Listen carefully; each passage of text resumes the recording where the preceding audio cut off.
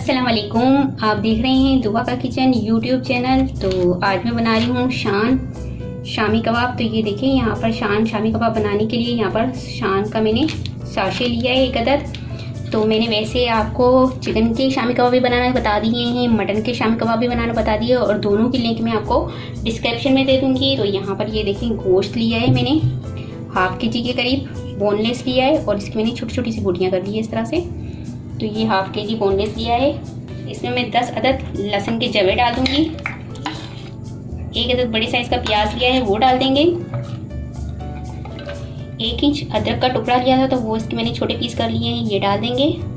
पानी डालूंगी 1½ ग्लास। चने की दाल ली है मैंने 100 ग्राम, 1 कप के करीब।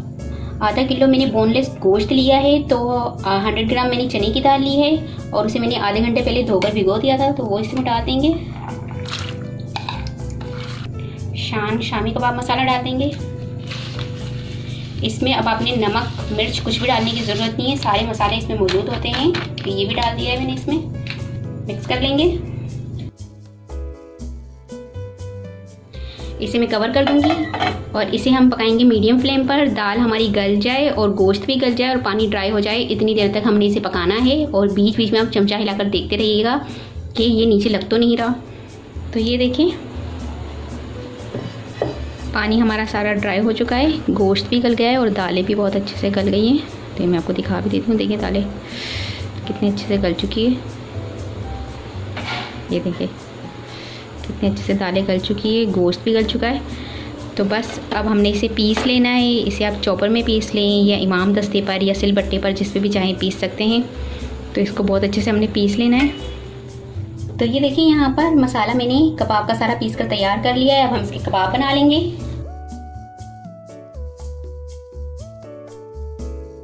जितने साइज़ के आप बनाना चाहें, बड़े या छोटे साइज़ के, वैसे आप बना सकते हैं। तो बस इस तरह से हम सारे कबाब बना लेंगे।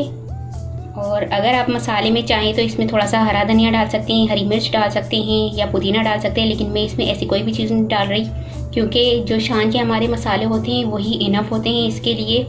और हरा धनिया तो वैसे भी जायके के लिए अच्छा होता है अगर आप डालना चाहें, लेकिन मुझे शामी कबाब में हरा धनिया वगैरह अच्छा नहीं लगता, इसलिए मैं इसमें डाल नहीं रही। तो बस अभी मैं सारे कबाब इसी तरह बना के तैयार कर लूँगी।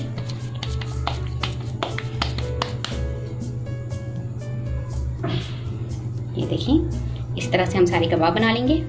तो ये देखिए यहाँ पर कबाब बनाकर मैंने तैयार कर लिया। अब हम इसे फ्राई कर लेंगे।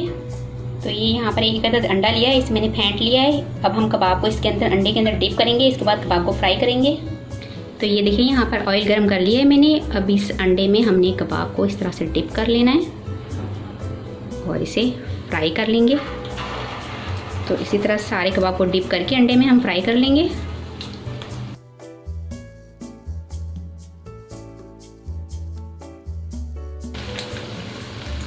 इसे हम चेक करते रहेंगे, जब ये एक साइड से फ्राई हो जाएंगे तो हम इसे पलट देंगे। तो ये देखें ये एक साइड से फ्राई हो चुका है, इसे अब हम पलट देंगे। इसी तरह से सारे पलट देंगे कबाब।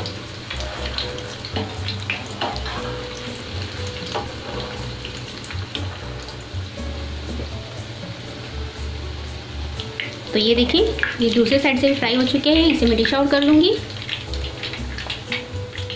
इसी तरह से मैं सारे कबाब फ्राई कर लूँगी। तो ये देखिए शान शामी कबाब मसाला से हमारे शामी कबाब बनकर तैयार हो चुके हैं। बहुत ही ज़बरदस्त से शामी कबाब बने हैं। तो ये देखिए मैं इसको अंदर से भी आपको दिखा देती हूँ कितने अच्छे बने हैं। ये देखिए।